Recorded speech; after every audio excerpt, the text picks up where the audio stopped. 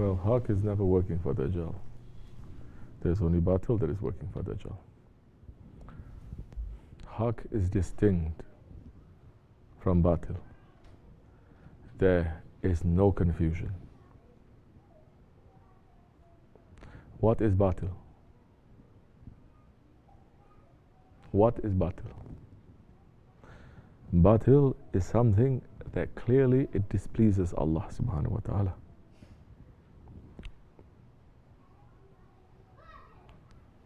It may please us. It may please our ego. It may please our people. It may please the philosophy and the trend of this time. It may please ideologies, but it's not pleasing to Allah and His Prophet. Clearly, not only it is saying, but clearly it has been practiced for 1400 years. That there is no deviation from that, except for these times. Can anyone say we are confused unless they want to be confused? Can anyone say haq is the same as batil, batil is the same as haq, and we don't know? Can anyone say that? You can say that when you are only cheating and lying to yourself. When you're completely blind and you don't want to look, that time, when you close your eyes, you may even deny the sun. But the sun has been shining for 1300 years, clearly. What is haq? Haq, it is running to please Allah subhanahu wa ta'ala.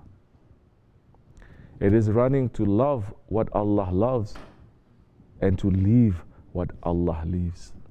This is haq. Can anyone be in any doubt that majority of the things that is happening in our times, it is pleasing to Allah subhanahu wa ta'ala? Christians, Muslims and Jews, believer and unbeliever, Sunni, Sufi or Wahhabi, it doesn't matter. I'm putting everyone in there. Can anyone say that majority is running to please Allah? Majority is running to love what He loves and to leave what He leaves? But you may ask, who speaks for Allah? These days, everyone speaks for Allah. Correct. Everyone speaks. You turn any Facebook, any Muslim is speaking for Allah. Every scholar is speaking for Allah. Every Imam is saying we're speaking for Allah. But we never had this kind of chaos in 1400 years, only now. Because for 1300 years, until the fall of the Khilafat, nobody speaks for Allah. Except for who? Those who are given authority. Who gives the authority first? It is the Khalifa. He speaks for Allah. Because only he is the shadow of Allah on earth. No one else. Shaykhul Islam, only Shaykhul Islam speaks on the behalf that the Khalifa must take consultation from that. Who else? The awliya Allah, the friends of Allah. They speak. There's no Khilafat. Now the Khilafat is veiled. There is no authority. So everyone may speak for Allah. There's no Shaykhul Islam because everyone is declaring that they are Shaykhul Islam. So we have many Shaykhul Islams. And they are not in agreement with each other. This religion is also based on ijma, on consensus. Now, nobody wants consensus. Everybody wants exceptions. No one wants ijma. Everyone wants exceptions. Okay, majority is going this way, but I'm exception. My group is exception. This time is exception. This country is exception. Blacks exceptions, white exceptions, brown exceptions. Everyone is exception. Nobody wants to be Jamaat. And when nobody is in the Jamaat, there is going to be disaster. There is going to be a disaster because no one is in the Jamaat. When they are not in the flock, then it's easy for the wolves to catch you. Even if you are very, very strong, strongest in the flock, but you're not within the flock, you are outside, the wolves will get you very easily. Ahli Sunnah wa Jamaat, because the Holy Prophet ﷺ is saying, my nation, as long as they are in the majority, they will never deviate. So when you don't have a majority, that's when you see every kind of deviation. Every kind of deviation. That for 1300 years, every kind of deviation that came out, there was a Khalifa, there was a Shaykhul Islam, the awliya Allah, they were ruling. Islam was ruling, Shariat was ruling. Like a snake, it comes out, and the Khalifa put the stick down, it goes underground. Don't think only now there is ISIS. There was ISIS 1400 years ago. There was ISIS 800 years ago. There was ISIS 500 years ago. There was ISIS 200 years ago. And they did more damage. They massacred Muslims until the floor of the Haram al-Sharif was thick with blood. They were massacring Muslims until the floor of the Rawza al-Sharif was thick with blood. They massacre every Muslim that is not belonging to their sect. They say, Qatl wajib for these ones. Killing, it is not only halal, it is wajib. It is incumbent on you. You have to kill them. That is not belonging. Were there these kinds of ISIS type people that's coming out? Yes. Khalifa was there, he knocked it down, he goes underground. He knocks another one, he goes underground. The Khilafat is there, everyone is coming out. Now you have the enemies of Islam saying, very good. Now we must support every deviation that is coming out. We must support them so they come out and they can rule. That way Muslims will never be in a Jamaat anymore. Don't get too excited. Oh, Muslims reaching to 2 billion, 2.5 billion, 3 billion. It doesn't matter. Even if the Muslims are 7 billion, they are worthless. They are powerless. Their blood is cheap and they are under the feet of the unbelievers. Isn't that exactly what is happening today? Here's what is happening. So the important thing is to be in Jamaat, but the Jamaat that is following what? Siratul Mustaqim. Not anyone Siratul Mustaqim. Right now, the scholars especially, they're saying, there's no one Siratul Mustaqim. There's thousands of Siratul Mustaqim. Pick your choice. In fact, they say you cannot only have, there's no such thing as monolithic Islam. One major group that is deciding everything. It has always been split. There's always been chaos. So let it be. And the scholars, number one, to make new rulings, new fatwas, new ways, new ijtihads that you've never heard of in 1300 years. There's a hadith for that. Holy Prophet ﷺ is saying, you will hear in the Akhir Zaman scholars, and they will teach you things that your grandfathers and your great-grandfathers have never said, have never practiced. Run away from them, you say. Run away from them, because they are the worst ones that Allah has created under His dome. And now you see, it seems scholars today, they're racing with each other to see who can make the most bid'ah. Yes, we're saying the word bid'ah now. They're racing to see who's number one to make the first bid'ah. To please who? Allah and His Prophet? No. To please the enemies of Islam.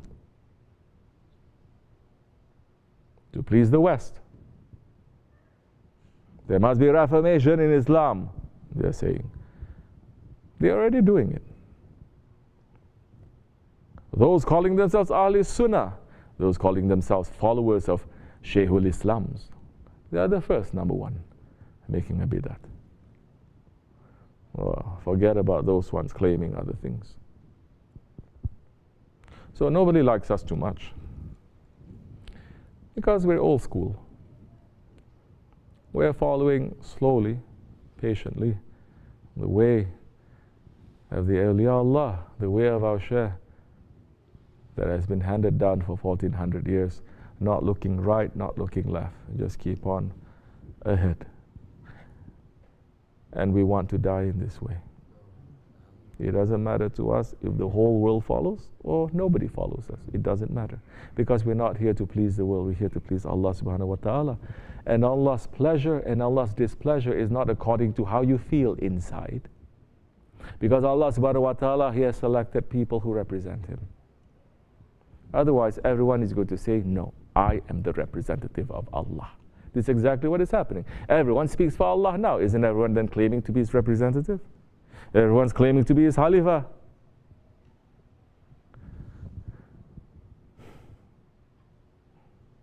We've reached to those times.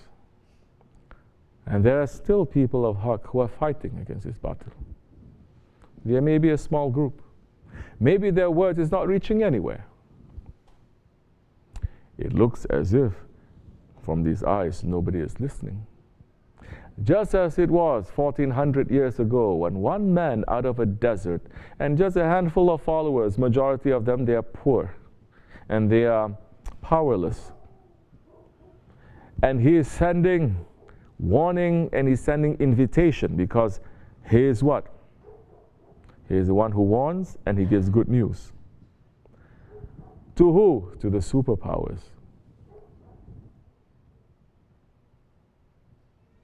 When did the Holy Prophet ﷺ give the Nama Sharif?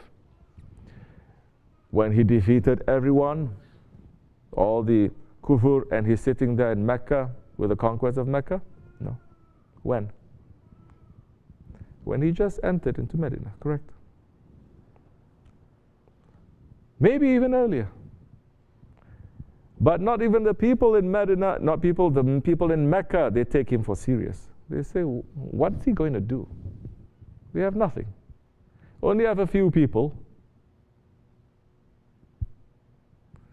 And he's giving a warning and he's giving invitation to the superpowers. And within his lifetime, you see the superpowers falling. This has happened and repeated itself in Islamic history. It's going to happen now. So there are a small group of Gharib. Nobody is looking to them for anything. They may just not even do anything. Just sit down, make some zikr, make a couple of sohbat, make some fasl. But they are being supported by Allah.